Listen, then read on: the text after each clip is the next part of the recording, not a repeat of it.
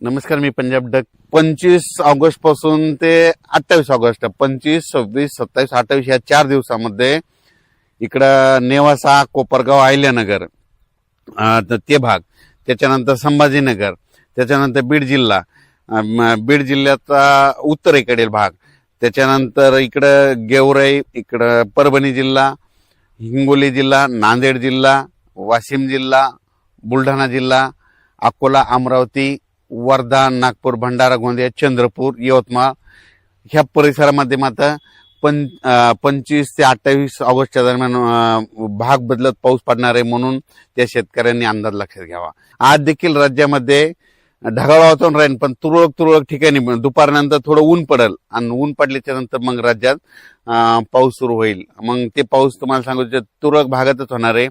इकडं लातूरचा उदगीर परिसर, त्याच्यानंतर सोलापूर जिल्ह्याचा इकडं मंद्रुप ते परिसर, त्याच्यानंतर इकडं कंधार तालुका, इकडं नांदेड जिल्ह्यात बिलोली, सगरोळी, त्याच्यानंतर धर्माबाद, आदिलाबाद त्या परिसरामध्ये हा पाऊस असणार आहे, म्हणून अंदाज लक्षात.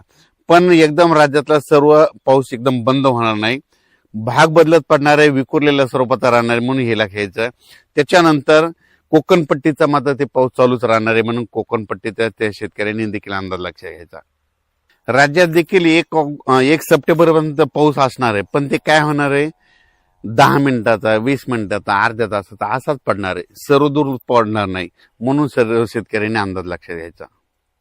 आणि त्याच्यानंतर पश्चिम महाराष्ट्राकडे सोलापूर जिल्हा, सांगली जिल्हा, अहिल्यानगर, पुणे या पट्ट्यातल्या जे शेतकरी तर त्यांना देखील सांगू इच्छितो की तुमच्याकडं सध्या तरी म्हणजे 1 सप्टेंबर पर्यंत तरी मोठा पाऊस नाही, म्हणून तुम्ही तुमच्याकडे जर पाणी असेल तर तुम्ही तुमची व्यवस्था, धन सुकत असेल तर पाणी द्यायची व्यवस्था करू शकता. त्याच्यानंतर कोकणपट्टीचा ते पाऊस सरी मात्र ते चालूच राहील, म्हणजे कोल्हापूर पासून ते पालघर पर्यंत त्या सरी सुरू राहतील. नाशिककडे देखील अशा पाळ्या येत राहतील, सरी येत राहतील, तिकडे काही खूप मोठा पाऊस नाही, म्हणून हा अंदाज लक्षायचा. त्याच्यानंतर इकडे नंदुरबार जिल्हा, धुळे जिल्हा, जळगाव जिल्हा आणि बुलढाणा जिल्हा, तिकडे काय होणार आहे, ह्या शेवटच्या आठवड्यात एका पाठोपाठ 1-2 कमी दाबाची पट्टी जात असल्यामुळे शेवटच्या आठवड्यात मात्र त्या धुळे जिल्हा, जळगाव जिल्हा, नंदुरबार, बुलढाणा, अकोला, अमरावती ह्या पट्ट्यामध्ये काय होणार आहे, त्या परिसरामध्ये पाऊस पडणार आहे, म्हणून हा अंदाज लक्षायचा. पण राज्यात सर्वदूर सगळीकडे पाऊस पडेल असं काही सध्या तरी परिस्थिती नाही. महाराष्ट्रात म्हणजे पश्चिम महाराष्ट्र, मराठवाडा इकडे पाऊस नाही येण्याचं कारण सांगतो. काय झालं की एक बंगालच्या खाडीमधून जे कमी दाबाचे पट्टे तयार होतात ते काय होईल तर ते नागपूरकडून इकडं मध्य प्रदेशकडून इकडं गुजरात, राजस्थानकडे 2 चालले, तर मग ते जात असताना ते जोपर्यंत शांत होत नाहीत तोपर्यंत आपल्या इकडे पाऊस पडणार नाही, म्हणून हा अंदाज लक्षात. तसंच आता देखील परत 2 कमी दाबाचे पट्टे आहेत, ते लो प्रेशर आहेत, ते जाणार आहेत, त्याच्यामुळे काय होणार आहे, ते विदर्भातच पाऊस पडणार आहे. मराठवाड्याकडे आणि पश्चिम महाराष्ट्राकडे खूप काही मोठा पाऊस पडणार नाही.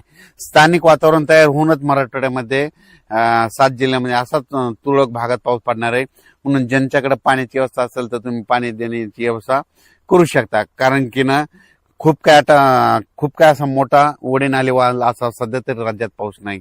मग राज्यात पाऊस कधी येणार, तर राज्यात सप्टेंबरच्या पहिल्या आठवड्यात मग राज्यात पाऊस येणार आहे, आणि ते मात्र जोराचा पाऊस असणार आहे. सध्या फक्त वरुणराजाची बॅटिंग फक्त विदर्भाकडेच आहे, म्हणजे त्यांच्याकडेच आहे. कारण की ना मग त्याच्यामध्ये कोणतं सांगतो की परत एकदा सांगतो, वर्धा, नागपूर, भंडारा, गोंदिया, चंद्रपूर, यवतमाळ, इकडं अकोला, अमरावती, पुन्हा मध्य प्रदेशचे जे लगतचे तालुके आहेत, मोर्शी, अचलपूर, दर्यापूर, त्याच्यानंतर इकडं परतवाडा, इकडं जळगाव, जामोद ह्या पट्ट्यामध्येच काय होणार आहे, ह्या शेवटच्या आठवड्यात मध्ये आता म्हणजे 18 ऑगस्ट ते 30 ऑगस्ट पर्यंत त्या परिसरामध्येच विदर्भातच पाऊस पडणार आहे. परत एक कमी दाबाचा पट्टा तयार होईल, ते बी विदर्भात पडेल, पण त्याचा पाऊस खूप लय झालं तर ह्या शेवटच्या आठवड्यात काय होईल की नांदेड जिल्हा एक घेईल, त्याच्यामध्ये हिंगोली एक घेईल, त्याच्यानंतर परभणी जिल्ह्यात काय भाग घेईल, म्हणून तिथपर्यंत परभणी जिल्ह्यातच येईल. त्याच्या पुढे काही ते पाऊस सरकणार नाही, कारण की ते पाऊस तिथंच स्थिर होऊन जाईल. राज्यात सध्या तरी खूप काही असा मोठा पाऊस नाही, कारण की ज्यांच्याकडे पाण्याची व्यवस्था असेल तर तुम्ही तुमचं पाण्याची व्यवस्था करू शकता. कारण की खूप असा पाऊस मुसळधार पाऊस पडणं, वडे नाले वाहतील, तसा काही राज्यात सध्या पाऊस नाही म्हणून अंदाज लक्षात येतो. तसा पाऊस येईल महाराष्ट्रात, ते येईल फक्त पुढच्या सप्टेंबर ऑक्टोबरमध्ये. तोपर्यंत शेतकऱ्यांना आपण आपल्या पिकाची काळजी घ्यायची.